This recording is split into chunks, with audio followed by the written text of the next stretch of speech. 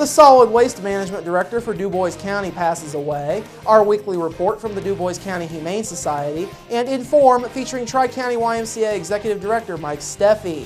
Those stories and much more are up next here on 18 WJTS News.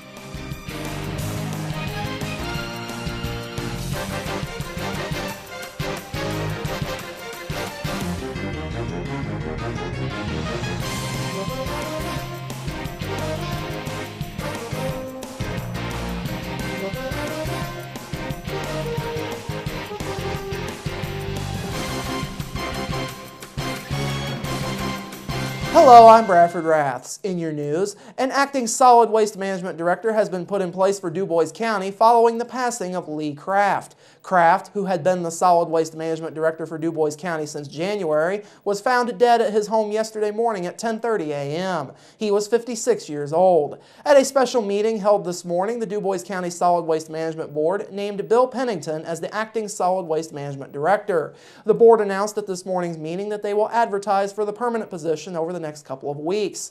Visitation for Lee Kraft will be held on Friday from 2 till 8 p.m. at the Becker-Kleesner Downtown Chapel in Jasper. His funeral is set to be held on Saturday morning at 9:30 a.m. at St. Joseph's Catholic Church. An argument over a stolen cell phone led to the arrest of a Perry County man yesterday morning in Jasper. Jasper police were called to a residence in the 800 block of Geisler Road just before 8:40 a.m. yesterday morning on a report of a verbal argument concerning a stolen cell phone.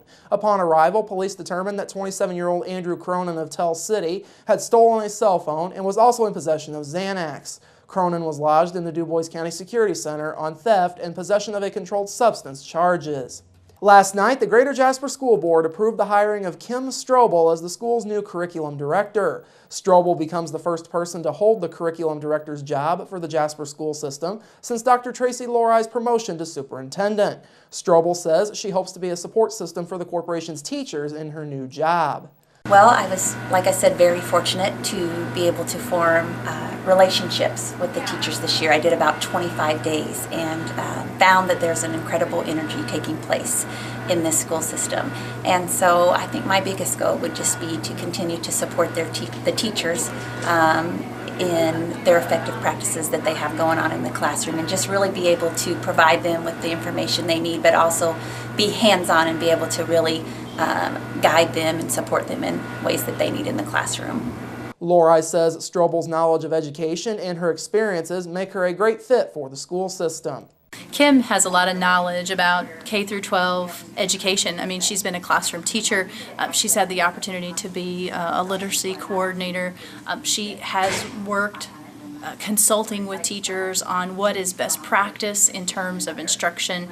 And so all of that background that she brings to us can really be an asset to the teachers of the Greater Jasper schools. A native of Tell City, the 39-year-old Strobel earned her bachelor's degree in elementary education from the University of Southern Indiana in 1999. She attained her master's degree in elementary education from Indiana University Southeast in 2001 and got her administrative degree from Oakland City University in 2008.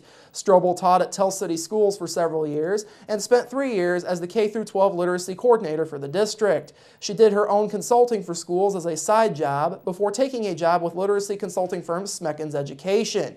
In that job, she traveled across Indiana, Kentucky, and Illinois, helping with professional development for schools. Strobel says that job turned into 80-hour work weeks, and her desire to balance her family life with her career is what led her to take this opportunity with the Greater Jasper School Corporation. Strobel and her husband Scott reside in Tell City. The couple have 4 children. Also last night, the Greater Jasper School Board approved a 1-year deal with Stempnagel Group for a preventative maintenance program for various mechanical systems in the school district. Lorai says this preventative maintenance will allow the district to better monitor those systems and their performance. All of our facilities are pretty intricate in the systems that manage the facilities themselves, and all of that equipment has parts and pieces and components that require continual monitoring.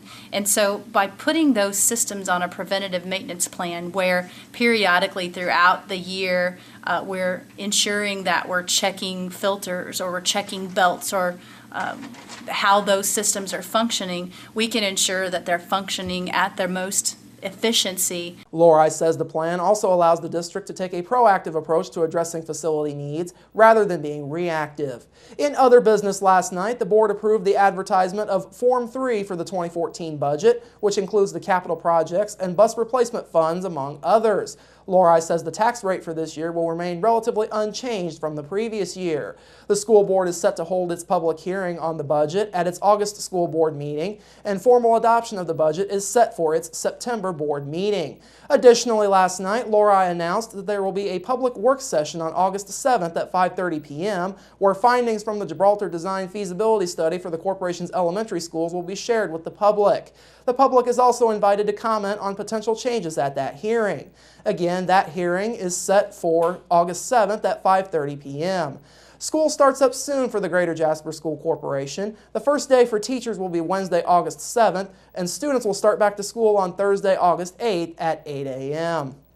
Finally this evening, work on the main and west stages for the upcoming Jasper Strassenfest is currently underway. The work on the stages began yesterday and is expected to last through most of this week. Strassenfest Chairman Derek Blair says crews planned to first work on the main stage. The trailer hauling stage equipment was moved to the front of the DuBois County Courthouse Annex on Sunday. Once the main stage is completed, crews will begin assembling the west stage and the sound booths.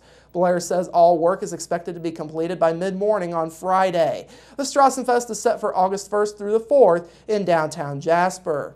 And as a final programming reminder for you this evening, the 4-H Queen pageant from the DuBois County 4-H Fair will air tonight after the newscast and will also air again on Sunday afternoon.